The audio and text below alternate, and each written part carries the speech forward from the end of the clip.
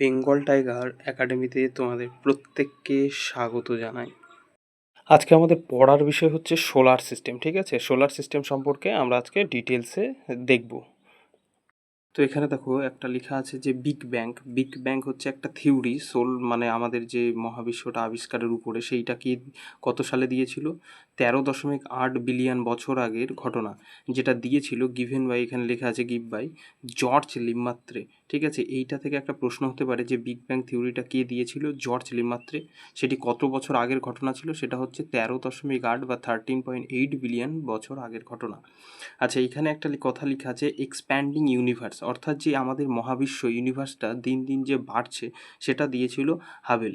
এটা মনে রাখবে, এটার নামে কিন্তু একটা টেলিস্কোপও আছে। টেলিস্কোপ অর্থাৎ মহাবিশ্বের যে দূরের জিনিসগুলো আমাদের দেখা যায়, কাছাকাছি করে, তাকে টেলিস্কোপ বলা হয়। একদম বেসিক থেকে কিন্তু কথাগুলো বলা হচ্ছে।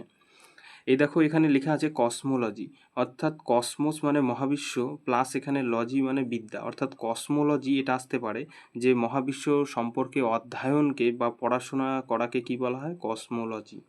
ঠিক আছে, এখানে নিহারিকা দেখতে পাচ্ছ, তোমরা এগুলো একটু নোট করে নিতে পারো। নিহারিকা কি বলছে? এই যে দেখো, ডাস্ট ও গ্যাস দিয়ে তৈরি মহাজাগতিক মেঘ যাকে বলা হয় ক্লাউড, সেইটাই নিহারিকা থেকে তারা বা নক্ষত্রের জন্ম হয়। এই লাইনটা থেকে কোনো রকম প্রশ্নের সম্ভাবনা নেই।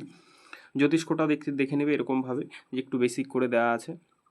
তারপরে লেখা আছে ছায়াপথ বা গ্যালাক্সি। ইংরেজি নামগুলো ভালো করে দেখবে। ছায়াপথ বা গ্যালাক্সি কাকে বলে? বলছে লক্ষ লক্ষ নক্ষত্র দিয়ে এক একটি ছায়াপথ তৈরি হয়। যেরকম এদের আকারগুলো আসতে পারে প্যাঁচানো, ইরেগুলার, ঠিক আছে, তারপরে ডিম্বাকার মানে এলিপ্টিক্যাল। এগুলো সূর্য, আকাশগঙ্গা বা মিল্কি ছায়াপথের অংশ।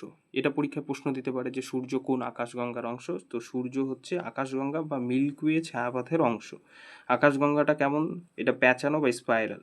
নক্ষত্র, দেখো নক্ষত্রদের রং দেখে তারার তাপমাত্রা বোঝা যায়। যেমন নীল তারা হটের স্টার, লাল তারা কোল্ডেস্ট স্টার। ঠিক আছে, মানে নীল তারা হলে সেটা সবচেয়ে, বা ব্লু স্টার হলে সেটা সবচেয়ে গরম হবে, আর লাল তারা হলে রেড স্টার, সেটা হচ্ছে সবচেয়ে ঠান্ডা হবে। ঠিক আছে, সূর্যপাতে আমাদের নিকটতম যে আমাদের তারা আছে তার নাম হচ্ছে প্রক্সিমা সেন্টাউরি, যেটা 4.2 আলোকবর্ষ দূরে আছে। ঠিক আছে, এবার আলোকবর্ষ কী জিনিস এটা এখানে লেখা আছে। আলো 1 বছরে যে দূরত্ব অতিক্রম করে সেটাকে আলোকবর্ষ বলে। তাহলে 3.26 আলোকবর্ষ সমান সমান 1 পারসেক, জ্যোতির্বিদ্যায় ব্যবহৃত সবচেয়ে বড় এই পারসেকটা কিন্তু দূরত্বের একক। ঠিক আছে, আলোকবর্ষ দূরত্বের একক এখানে লেখা দেওয়া আছে।